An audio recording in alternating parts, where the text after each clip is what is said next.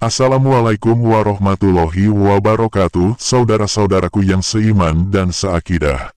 Kita tak pernah bosan mengucapkan syukur kita kepada Allah Subhanahu wa Ta'ala karena kita masih bisa beraktivitas seperti biasa dengan semangat. Semoga hari-hari kita lebih baik daripada hari kemarin. Amin.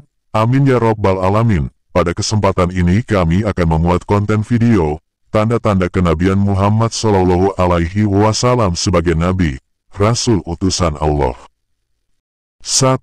Awan memayungi kemanapun langkah Nabi Muhammad Sallallahu Alaihi Wasallam. Ketika Nabi Muhammad berusia 12 tahun, ia berdagang bersama pamannya Abu Talib ke negeri Syam yang berada di bawah kekuasaan bangsa Romawi.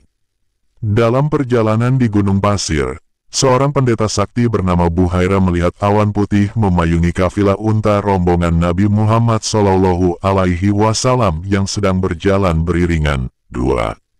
Pohon merunduk saat Nabi Muhammad Sallallahu Alaihi Wasallam berteduh di bawahnya. Setelah melewati gunung pasir, rombongan Nabi Muhammad Sallallahu Alaihi Wasallam berhenti dan beristirahat di pinggir sungai yang kering.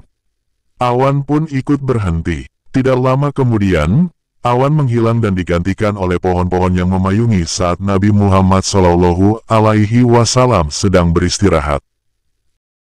Tanda-tanda kenabian Rasulullah Sallallahu Alaihi Wasallam. Dari Al-Ja'du bin Abdurrahman, ia berkata, "Aku mendengar Abu Raja Qutaibah bin Said bercerita kepada kami." Lah berkata, Hatim bin Ismail memberitakan kepada kami. As-Saib bin Yazid berkata, "Bibiku pernah menghadap kepada Rasulullah bersamaku. Bibiku berkata, 'Wahai Rasulullah, sesungguhnya keponakanku ini sedang sakit.'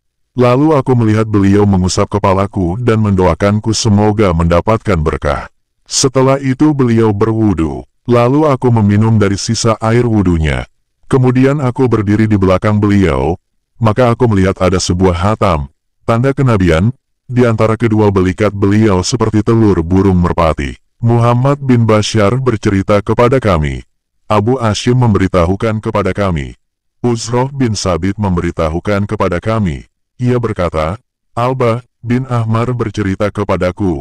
Ia berkata, Abu Zaid Amru bin Ahtab al-Ansari bercerita kepadaku. Ia berkata, Rasulullah pernah bersabda kepadaku, "Wahai Abu Zaid, mendekatlah dan usaplah punggungku." Maka aku mengusap punggung beliau. Seketika jari jemarik menyentuh tanda kenabian. Alba bertanya, "Seperti apa tanda kenabian itu?"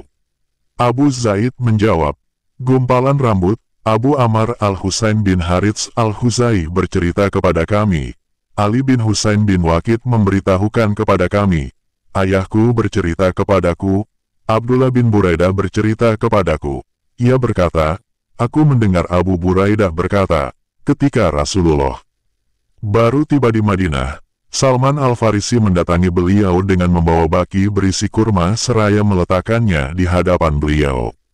Rasulullah bertanya, "Wahai Salman, apa ini?" Salman menjawab, "Ini adalah sedekah untuk engkau dan sahabat Anda." Maka beliau menjawab, "Bawalah kurmamu ini. Sungguh kami tidak boleh menerima sedekah."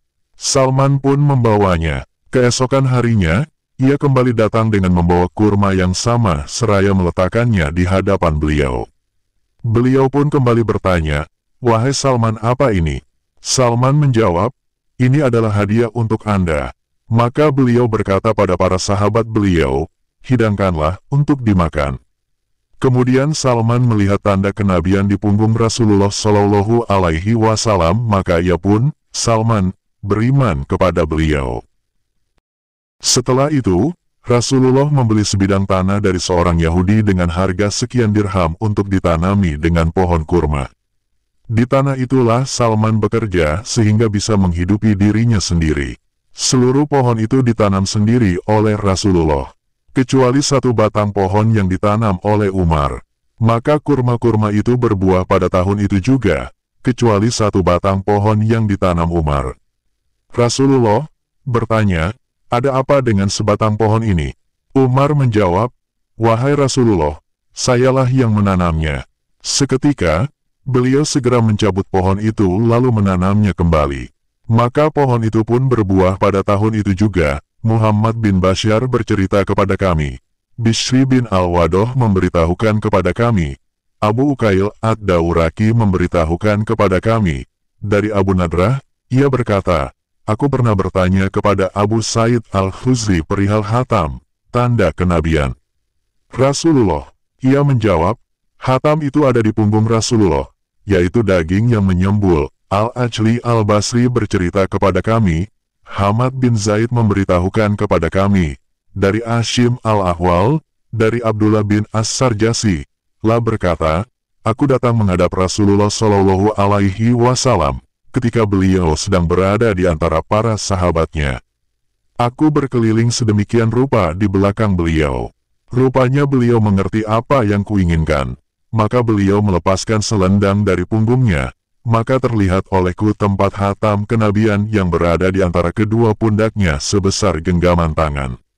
Di sekitarnya terdapat tahi lalat, seperti jerawat. Sebelum aku kembali, aku menghadap dulu kepada Rasulullah, lalu kukatakan, wahai Rasulullah, semoga Allah melimpahkan ampunannya kepada Anda. Beliau pun menjawab, bagimu juga. Maka orang-orang pun berkata, apakah Rasulullah memohonkan ampunan untukmu? Aku menjawab, ya, dan juga untuk kalian. Kemudian ia membaca ayat, dan mohonlah ampunan atas dosamu dan atas dosa orang-orang mukmin, laki-laki dan perempuan. Terima kasih yang telah menonton video ini. Semoga keimanan kita terus bertambah, dan kita mendapatkan bahagia dunia dan akhirat. Amin, amin ya Rabbal Alamin. Wassalamualaikum warahmatullahi wabarakatuh. Sampai jumpa di video selanjutnya.